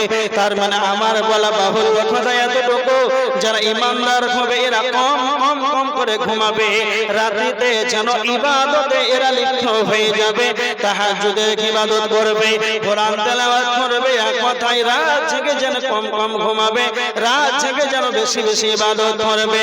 বিশ্বনবী নবী মুহাম্মদুর রাসূলুল্লাহ সাল্লাল্লাহু আলাইহি ওয়াসাল্লাম, তিনার আগের গুনাহ পাপ, পিছনের গুনাহ মাফ, তিনি ছিলেন নিষ্পাপ। তার সামনে পিছনে ডানে বামে কোনো রকম যেন কোনো গুনাহ ছিল না। তারপর বিশ্বনবী নবী মুহাম্মদুর রাসূলুল্লাহ সাল্লাল্লাহু আলাইহি ওয়াসাল্লাম এত লম্বা তিলাওয়াত করতেন, এত বড় সূরাগুলো তিলাওয়াত করতেন। বিশ্বনবীর হাদিস আছে, বুখারীর হাদিস নাম্বার 1130 নাম্বার হাদিস। আল্লাহর নবী যখন ফজরের আগে, যখন রাত্রি জেগে ইবাদত করতেন, লম্বা সূরাগুলো তিলাওয়াত করতেন। আল্লাহর নবীর হাদিস স্পষ্ট, বুখারীর হাদিস, ইমাম বুখারী হাদিসটা এনেছেন। আল্লাহর নবী যখন সালাতে দাঁড়িয়ে যেতেন, হাত্তা তারিমু কদামাহু আও সাকাহু, বিশ্বনবীর যেন পা দুটো যেন একেবারে খুলে যেত। সাহাবীরা বলতেন, বিশ্বনবী, আল্লাহর নবী আপনি বলেন আপনার ডানে বামে পিছনে কোন রকম যেন কোনো গুনাহ নাই, আপনি নিষ্পাপ হওয়ার পর কেন আপনি এত রাত জেগে আপনার এত কিসের কারণে আপনি এতটা ইবাদত করছেন, আপনার যেন পা যেন ফুলে যায়। বিশ্বনবী তখন বলেছিলেন, আফালা আকুনু আবদান শাকুরা, আমি কি আল্লাহর কৃতজ্ঞশীল বান্দা হব না? আমি কি আল্লাহর শুকরিয়া আদায় করব না? শুকরিয়া আদায় শুরু বিশ্বনবী নিষ্পাপ হওয়ার পরে তিনি এতটা লম্বা তেলাওয়াত করতেন, তাহাজ্জুদের সালাত আদায় করতেন। আর আমরা আজকে সাধারণ সমাজের মানুষ, কানে বামে সামনে পিছনে গুনাহ, তারপরে যেন রাত্রিতে উঠে একবারও ইবাদতে যেন লিপ্ত হলাম না, শেষ রাত্রিতে যেন আল্লাহর কাছে ক্ষমা চাইলাম না। আমরা সাধারণ মানুষ, আমাদের চলাফেরা পাপ তো স্বাভাবিক হবে। তারপরে আমরা কয়বার আল্লাহর কাছে ক্ষমা চেয়েছি। মুমিন হিসাবে মুমিনের উচিত হবে আল্লাহর কাছে ইস্তিগফার করবে, কম ঘুমাবে, বেশি রাত্রিতে ইবাদতে লিপ্ত হবে, শেষ রাত্রিতে ইস্তিগফার করবে, আল্লাহর কাছে ক্ষমা চাইবে। এগুলো মুমিনের উচিত। বলেন কয়বার আমরা ভুল করার পর আল্লাহর কাছে লজ্জিত হয়ে ক্ষমা চেয়েছি? কয়বার? বিশ্বনবী সাল্লাল্লাহু আলাইহি ওয়াসাল্লাম ৭৭ বারের অধিক তিনি দিনে ১০০ বার আল্লাহর কাছে ইস্তিগফার করতেন, ক্ষমা চাইতেন। যার পাপ ছিল না সেই ১০০ বার ক্ষমা চাইতেন, ৭৭ বারের অধিক আল্লাহর কাছে ক্ষমা চাইতেন। আর আমরা পাপ থাকার পর আমরা সালাতে যাই, তাহাজ্জুদ কি বলবো? আল্লাহ রাসূল সাল্লাল্লাহু আলাইহি ওয়াসাল্লাম বলেছেন, বুখারীর হাদিস 1131 নাম্বার, আল্লাহ রাসূল বলেছেন, আমাদের সালাতের চাইতে সর্বাপেক্ষা উত্তম সালাত হচ্ছে দাউদ আলাইহিস সালাতু ওয়াস সালামের সালাত। ভালো করে মনে রাখবেন। কেন? আল্লাহর নবী বলেছেন, আমাদের সালাতের চাইতে সর্বাপেক্ষা উত্তম সালাত সেটা ছিল হযরতে দাউদ আলাইহিস সালাতু ওয়াস সালামের সালাত। কেন দাউদ আলাইহিস সালাতু ওয়াস সালামের সালাত আল্লাহর কাছে পছন্দনীয়? দাউদ আলাইহিস সালাতু ওয়াস সালাম রাত্রির বেশিরভাগ সময়টা দাউদ নবী সালাতে যেন দাঁড়িয়ে থাকতেন। এই জন্য বিশ্ব নবী বলেছেন দাউদ আলাইহিস সালাতু ওয়াস সালাম রাত্রের বেশিরভাগ সময়টাকে সালাতে দাঁড়িয়ে থাকতেন। এর জন্য আমাদের চাইতে সর্বাপেক্ষা উত্তম সালাত হলো দাউদ আলাইহিস সালাতু ওয়াস সালামের সালাত। দেখেন বিশ্ব নবী তো রাত জেগে ইবাদত করতেন, স্বয়ং দাউদ আলাইহিস সালাতু ওয়াস সালাম রাত অর্ধেকেরও বেশি রাত দাউদ আলাইহিস সালাম সালাতে দাঁড়িয়ে থাকতেন। রাত্রিতে কতটা ইবাদত করতেন, সালাত আদায় করতেন। এবার আমরা কেমন মুসলমান, তাহাজ্জুদ তো দূরের কথা, অর্ধেক রাত তো দূরের কথা, যেটা আমাদের উপরে 5 ওয়াক্তের সালাত সেটাই আমাদের কাছে হচ্ছে না। তো আল্লাহ বলেছেন সূরা আনফালের 3 নম্বর আয়াতের ভিতরে, মুমিন যারা হবে আল্লাযীনা ইউকিমুনাস সালাত, আল্লাহ বলেছেন মুমিন যারা হবে তারা সালাত আদায়কারী হবে। ভালো করে শুনে, কোরআনের আয়াত আল্লাহ বলছেন যারা মুমিন হবে তারা সালাত আদায়কারী হবে। তার মানে যারা ঈমানদার হবে তারা 5 ওয়াক্তের নামাজি হবে। আমাদেরকে লক্ষ্য করেন মুমিন কোনদিন বেনামাজি হতে পারে না, মুমিন কোনদিন বেনামাজি হতে পারে না, আর বেনামাজি কোনদিন মুমিন হতে পারে না। কথাটা কেন বললাম? মুমিনের দ্বারাতে ছোট ছোট সাগীরা গুনাহ হয়ে যেতে পারে, মানুষ বলতেই ভুল হবে, কিন্তু মুমিনের দ্বারাতে পাপ হবে না এটা নয়, পাপ হয়ে যেতে পারে। কিন্তু যখন হাইয়া আলাস সালাহ হাইয়া আলাল ফালাহ মর্জনের ডাক যখন তার কানে যখন প্রবেশ করে নেবে, সঙ্গে সঙ্গে হাজার কাজ ছেড়ে মসজিদে চলে যাবে। কামাতুস সালাহ কাতারে এসে নামাজে যেন সে নিবদ্ধ হবে। মুমিন যারা হবে এদের ছোট ছোট যেন পাপ হয়ে যেতে পারে, কিন্তু যখন সালাত আরম্ভ হয়ে যাবে মুমিন সালাতে এসে লেগে যাবে। আর বেনামাজি কোনোদিন মুমিন হতে পারে না। এর মান হলো বেনামাজিকে যদি বলা হয় কারবালার মসজিদে জলসা, এর উন্নয়নের জন্য জলসা, মসজিদে পলাশটা দোতলাতে বাকি আছে, 100 ব্যাগ সিমেন্ট লাগবে, বেনামাজি তখন বলবে হ্যাঁ 100 বস্তা সিমেন্ট দান করব। যখন ফজরের আজান হবে, যখন ইশারের আজান হয়ে যাবে, ইশারের আগে 100 বস্তা সিমেন্ট যখন দান করে দিল, আর যখন মুয়াজ্জিন আজান দিয়ে দিল, বেনামাজি যেন মসজিদ ছেড়ে আরো দূরে পালাবে। আল্লাহর নবী বলেছেন, হাদিসের ভিতরে এসেছে, মুয়াজ্জিন যখন আজান দেয় শয়তান তখন পাতে পাতে যেন পালিয়ে যায়। কোনরূপ এমন সমাজে মুসলমান বাস করে, আজান শুনে যেন মসজিদ দেখে আরো পালিয়ে যায়। ওরা 100 বস্তা সিমেন্ট দান করবে, 1 লাখ টাকা দিয়ে দেবে, আজান হয়ে যাবে তখন মসজিদ ছেড়ে যেন আর দূরে পালাবে, মসজিদে সালাতে লাগবে না, ইবাদতে যেন এরা নিয়োজিত হবে না। এর জন্য আমার আল্লাহ বলেছেন আল্লাযীনা ইউকিমুনাস সালাতা, মুমিন যারা হবে তারা সালাত আদায়কারী হবে। বিশ্ব নবীর হাদিস বাইনাল আবদি ওয়া বাইনাল কুফরি তারকুস সালাহ, আল্লাহর নবী বলেছেন আল্লাহর বান্দা এবং কাফেরের মধ্যে পার্থক্য হলো সালাহ। যেই ব্যক্তি সালাত আদায় করলো সেই ব্যক্তি হলো আল্লাহর বান্দা, যেই ব্যক্তি সালাত আদায় করলো না সে হলো কাফের। কাফের কোনদিন ঈমানদার হতে পারে না। তার মানে যারা নামাজি হবে, যারা মুমিন হবে তারা যেন নামাজি হবে। যারা মুমিন হবে তারা নামাজি হবে, পাক্কা মুসাল্লি হবে। আমাদের সমাজে মুখে দাবি করে আমরা ঈমানদার। কেন?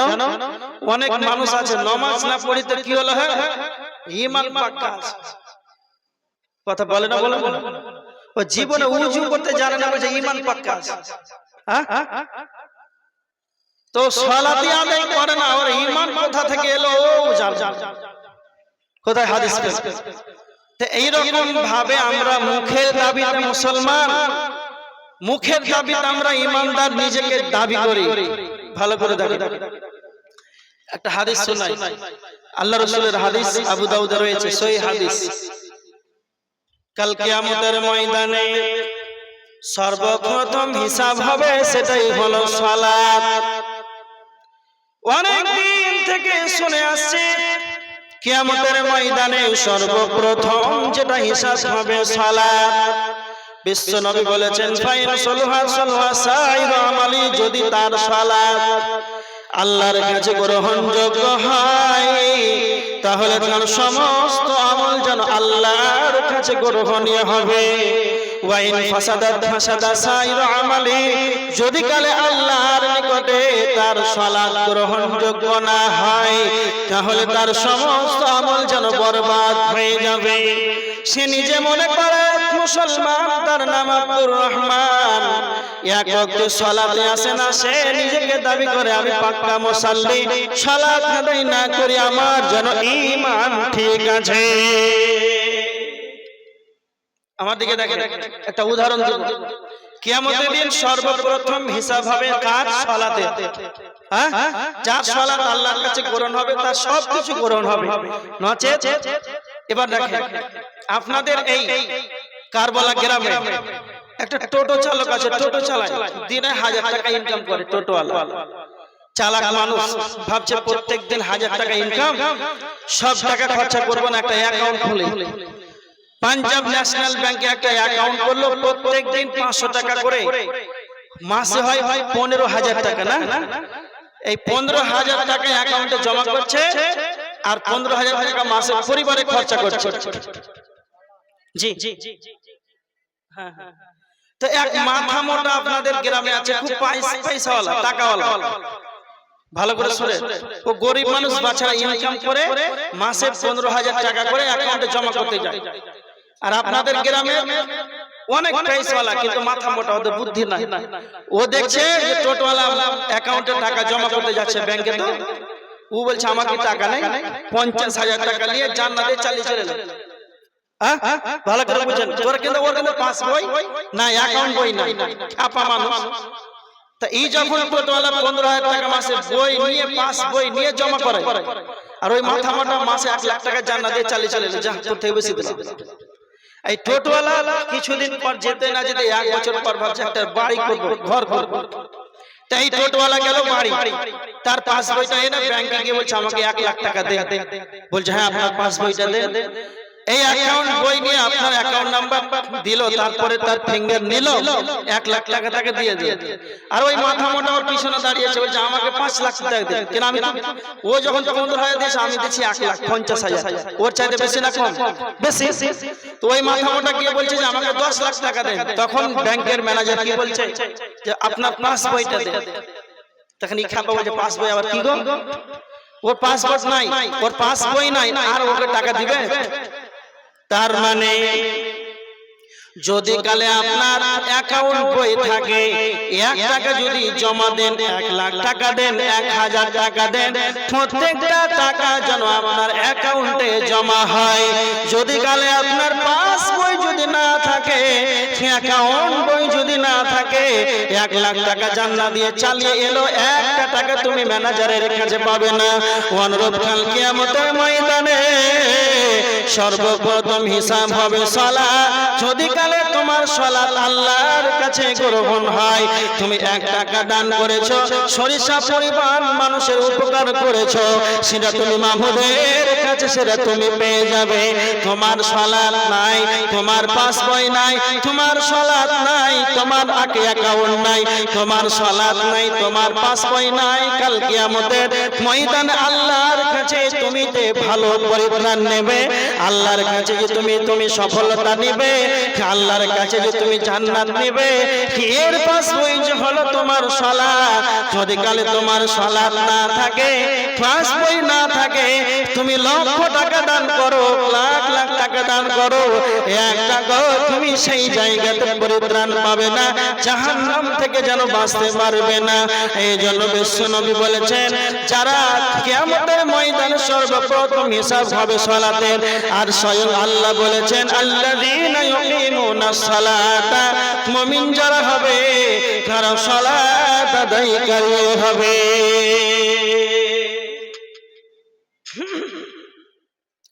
জি, আমরা যারা আলোচনা শ্রবণ করলাম 5 ওয়াক্ত নামাজ আদায় করব তো ইনশাআল্লাহ। আরে যারা করব ইনশাআল্লাহ ওরাই তো বসে আছে, হ্যাঁ, যারা আমরা সালাত আদায় করব ওরাই তো বসে আছে নাকি? হ্যাঁ বলবে না তো না কে বলবে? যাই হোক, এটা আমাদের আপনাদের এই মসজিদের উন্নতি কল্পে জালসা। তো আমাদেরকে এটা হচ্ছে কোন সরকারি প্রতিষ্ঠান নয়, কোন সরকার থেকে টাকা দিবে এটাও না। মসজিদ আপনাদেরই মসজিদ, আপনাদেরকে টাকা দিয়ে চালাতে হবে। কে আছেন? আল্লাহর গোলাম। এই মসজিদের উন্নয়নের জন্য ওপরে শুনলাম প্লাস্টার বাকি আছে, জানালা কপাট বাকি আছে,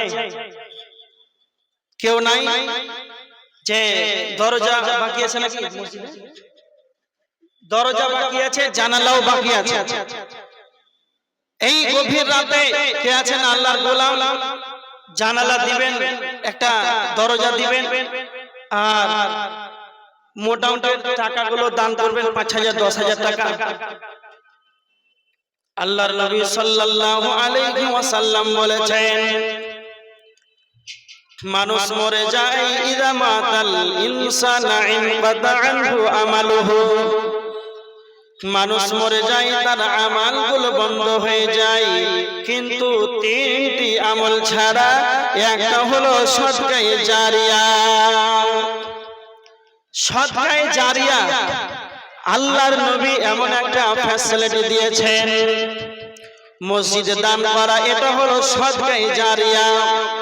আজকে আপনি 2 বস্তা সিমেন্ট দান করবেন, 1 টলি ইট দান করবেন, একটা দরজা দিবেন, জানালা দিবেন, 1 টাকা দিবেন, 1000 টাকা দিবেন মসজিদের জন্য, যেই টাকাটা আজকে আপনি নির্মাণের জন্য দিবেন, কিয়ামত পর্যন্ত এই কারবালার মসজিদ যেন এখানে প্রতিষ্ঠিত থাকবে। নীরব নগরে কবরে আপনি একা একা শুয়ে থাকবেন, সেই জায়গাতে কোনো খবর আসবে না, কোনো খবর যাবে না। মাত্র আপনার আব্বার কবরটা 3 হাত দূরে, 2.5 হাত গর্তের ভিতরে যেন শুয়ে আছে, সেই জায়গার কোনো খবর আসে না, কোনো খবর যায় না। এরকম নীরব নগরে কবরে একাকী যখন শুয়ে থাকবেন, মসজিদের জন্য যেই টাকাটা দান করবেন, এটা সদকায়ে জারিয়া, কিয়ামত পর্যন্ত আপনি শুয়ে শুয়ে নেকি পেতে থাকবেন। এর নাম হলো সদকায়ে জারিয়া। কে আছেন? কে আছেন আল্লাহর গোলাম? একটু চটচট করে আপনারা, কেউ 1000, কেউ 500 টাকা। আর সিমেন্ট কয় বস্তা এখনো বাকি আছে? সিমেন্ট 100 বস্তা পুড়েছে কি? কত ভাগ হয়েছে? সিমেন্ট 100 বস্তা পূরণ হয়নি, মনে হয় যে 18 ব্যাগ না কত ব্যাগ গুলো বাকি আছে। কে আছেন আল্লাহর গোলাম যে শেষের বারে সিমেন্ট গুলো 2 বস্তা 5 বস্তা করে, আর একটা মোটা অঙ্কের দান, একটা দরজা, একটা জানালা গুলো যদি আপনারা কেউ পারেন, আপনারা অনেকেই আছে পারবেন, আল্লাহর রাস্তায় মসজিদের জন্য দিবেন। আল্লাহর নবী বলেছেন, ইয়াকুলু ইবনে আদম মালি, আদম সন্তান বলে আমার মাল, আমার মাল, আমার মাল। বিশ্বনবী বলেছেন,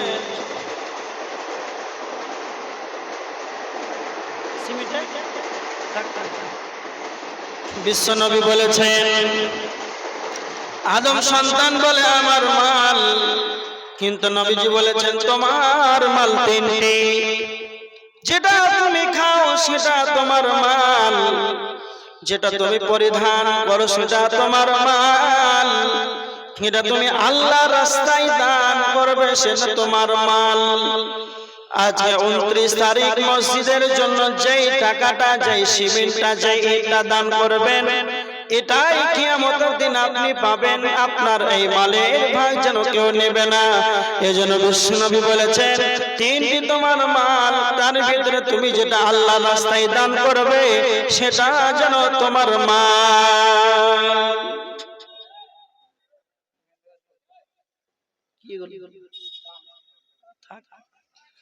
হ্যাঁ, অনেকেই 1000 টাকা, 500 টাকা, 1500 টাকা অনেকেই দান করেছেন। আল্লাহ তুমি তাদের সকলের দানগুলোকে সাগর গ্রহণ করে নাও, আল্লাহুম্মা আমিন। আর অনেকেই 1 বস্তা, 2 বস্তা, 5 বস্তা করে সিমেন্ট দান করেছেন, আল্লাহ তুমি তাদের দানগুলোকে সাগর গ্রহণ করে নাও। আর মহিলাদের প্যান্ডেল থেকে মা বোনেরা যদি আপনারা চান যে সিমেন্টের ব্যাগগুলো 2 বস্তা 1 বস্তা করে লিখাবো তো লিখাতে পারেন। আর শেষের সময় আপনারা যা আছে আপনাদের 500, 1000 টাকা, 2000 টাকা, কেউ খালি হাতে ফিরে যাবে না। সকলে স্টেজে আপনারা দান দিয়ে সাগরে চলে আসেন। যে যা পারবেন 500, 1000, 2000, 5000 আপনাদের যেরকম ক্ষমতা সামর্থ্য অনুকূলে একটু চেষ্টা করেন। মসজিদের জন্য উপরে প্লাস্টারের জন্য বালি লাগবে, তো সিমেন্ট অনেকেই দিয়েছেন, তো বালি তো এখন পর্যন্ত এক টলিও বালি হয়নি নাকি? কেউ যদি মনে করেন যে 100 বালু কিংবা 1 ট্রাক 1 টলি যদি বালি দান করবো তাহলে সিমেন্ট হয়েছে, বালুটাও হয়ে যাবে। কেউ নাই? আল্লাহর গোলাম, যখন আপনি মারা যাবেন আপনার সঙ্গে 3টা জিনিস যাবে। আপনার আহাল যাবে, মাল যাবে, আমল যাবে। দাফন কমপ্লিট, মাল ফিরে চলে আসবে, আহাল পরিবার সব ফিরে চলে আসবে। আপনার সাথে সঙ্গী সেটা হবে আপনার আমল। এজন্য বিশ্বনবী সাল্লাল্লাহু আলাইহি ওয়াসাল্লাম বলেছেন, বুদ্ধিমান চালাক ব্যক্তি সেই যে মরার পর, মৃত্যুর পরে পরবর্তী জীবনের জন্য প্রস্তুতি গ্রহণ করবে এই দান দিয়ে, ইবাদত করে, জিকির আজকারে, যে কোনো মূল্যে হোক, আখিরাতের জন্য, পরকালের জন্য অগ্রিম আমলগুলোকে রেডি করবে। সেই ব্যক্তি হচ্ছে সবচাইতে চালাক।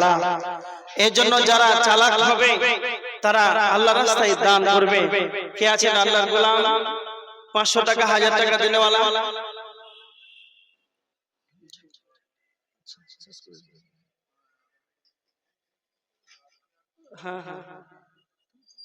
যাই হোক, দীর্ঘক্ষণ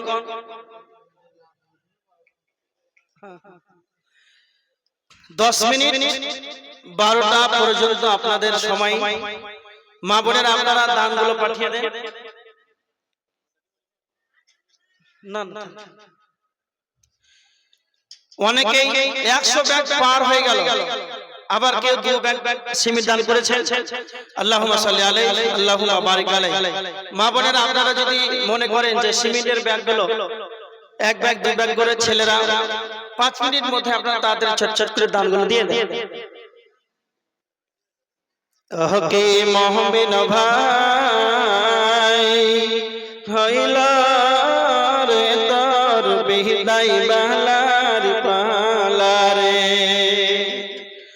ওকে মুমিন ভাই হইল রে তোর বিদায় বালার পালারে। ডাকছে রে তোর খাওয়ার মাঝি, ওহর মাঝি আমার নাবি কমলিওয়ালা রে। ছাপিস যদি নবীর নাই, ছাপিস যদি নবীর নাই, ফার হবি তুই খুশি হয়ে, রবে না রে তোর ভালা। ও কি মুমিন ভাই হইল রে তোর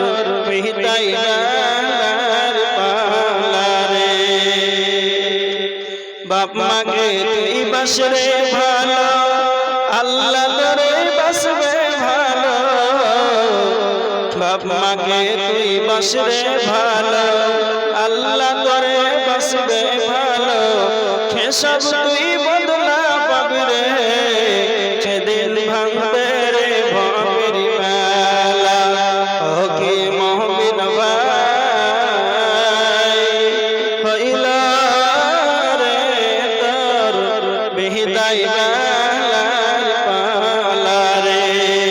ধোকাকে তুই খানা দে রে পিয়াসাকে পানি, ধোকাকে তুই খানা দে রে পিয়াসাকে পানি।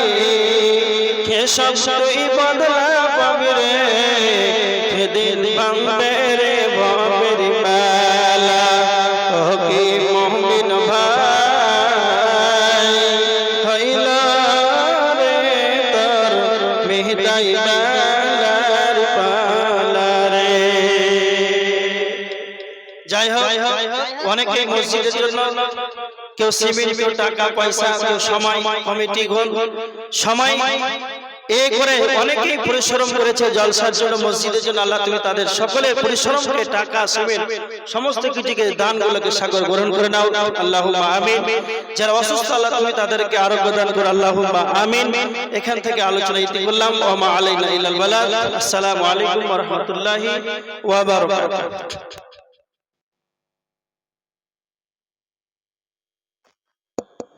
তারপর কি দোয়াটা পড়িয়ে দেন, শেষ দোয়াটা।